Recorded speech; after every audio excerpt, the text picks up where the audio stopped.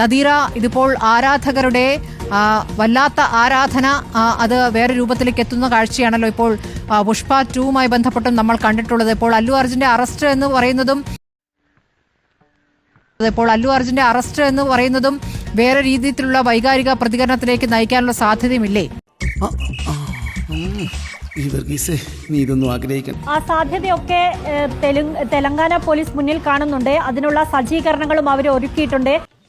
എന്റെ മനസ്സിൽ ചില പ്ലാനൊക്കെ ഉണ്ട്. അല്ലു അർജുൻ അധികം പ്രശ്നങ്ങളൊന്നും ഉണ്ടാക്കാതെ തന്നെ പോലീസിനൊപ്പം പോകുന്നതായാണ് നമ്മൾ ദൃശ്യങ്ങളിൽ കാണുന്നത്.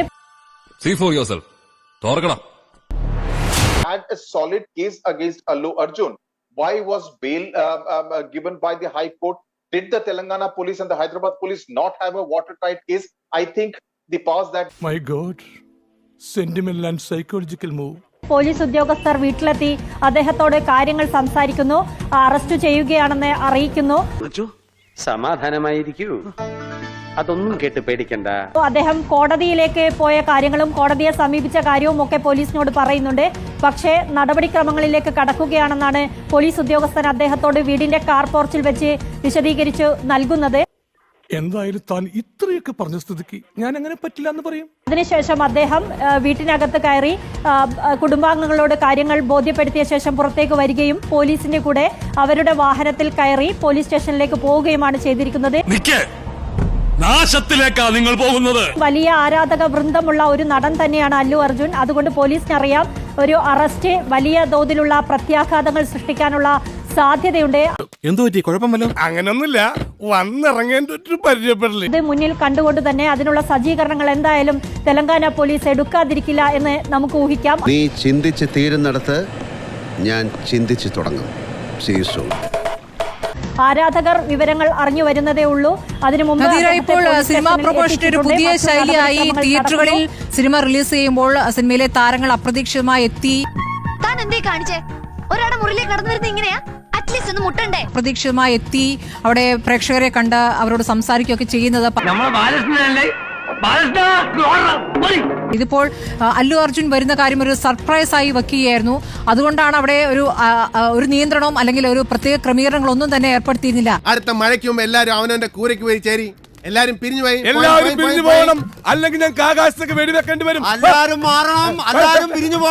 അതൊരു പോലീസിനെ അറിയിക്കുന്ന ഒരു സംവിധാനമെങ്കിലും ഉണ്ടാകുമായിരുന്നെങ്കിൽ കുഴപ്പമില്ലായിരുന്നു. ഒരു സർപ്രൈസ് വിസിറ്റായി അല്ലു അർജുൻ അവിടെ എത്തുന്നു. പിന്നെ എന്തിനീ പുകലികൾ അത്ര അതിലേക്ക് ആണ് തിയേറ്റർ അധികൃതർക്കെതിരെയും കേസ് എടുത്തിരിക്കുന്നത് അല്ലേ? തിയേറ്റർ ഉടമകൾ ചിലപ്പോൾ ഇത്രയും പ്രതീക്ഷിച്ചു കാണില്ല. അവിടെ നിന്ന് വിവരങ്ങൾ ചോർന്നു പോയാണ് അല്ലു അർജുൻ ഇതിനകത്തുണ്ടെന്ന വിവരം ആളുകൾക്ക് ലഭിക്കുന്നത്. ഷോ തുടങ്ങും മുമ്പ് ഷോയ്ക്ക് മുമ്പ് തന്നെ ആളുകൾ ഇതിനകത്തേക്ക് അല്ലു അർജുൻ കൈവീശി കാണിച്ചപ്പോൾ എല്ലാവരും ഈ തിയേറ്ററിലേക്ക് ഇടിച്ചു കയറാനുള്ള ശ്രമം പുറത്തു നിൽക്കുന്നവർ നടത്തി. ഇതിലൊക്കെ ചില രീതികളും മര്യാദകളൊക്കെ ഉണ്ട്. താൻ ആദ്യം അതൊക്കെ പഠിച്ചിട്ട് ഇതൊന്നും അറിയാതെ അവിടെ നിൽക്കുകയായിരുന്ന ഈ കുടുംബം ഒറ്റപ്പെട്ടു പോവുകയായിരുന്നു, രണ്ടായി പോകുകയായിരുന്നു. ഭാര്യയും ഒരു കുട്ടിയും ഒറ്റയ്ക്കാകുകയും ഭർത്താവും മറ്റൊരു കുട്ടിയും വേറെ ആവുകയും ചെയ്തു. യഥാർത്ഥത്തിൽ ഈ ഭർത്താവ് അറിയുന്നുണ്ടായിരുന്നില്ല ഭാര്യയ്ക്ക് ഇങ്ങനെ ഒരു അപകടം സംഭവിച്ച കാര്യം. അദ്ദേഹം ഇതെല്ലാം കഴിഞ്ഞ് എന്തായിരുന്നു ആൾക്കൂട്ടമെന്ന് അന്വേഷിച്ചു വന്നപ്പോഴാണ് തന്റെ ഭാര്യയാണ് ഈ അപകടത്തിൽ പെട്ടത് എന്ന് മനസ്സിലാക്കുന്നത്. ചുറ്റുമുള്ളവർ ചിത്രീകരിച്ച വീഡിയോ ഇവർക്ക് കാണിച്ചു കൊടുത്തപ്പോഴാണ് ഇവർ തിരിച്ചറിഞ്ഞത് ഇത് എന്റെ ഭാര്യയാണ് അപകടത്തിൽപ്പെട്ടിരിക്കുന്നത്. ഇവരെ ആശുപത്രിയിലേക്ക് കൊണ്ടുപോയിട്ടുണ്ടെന്ന് പോലീസ് അറിയിക്കുകയും.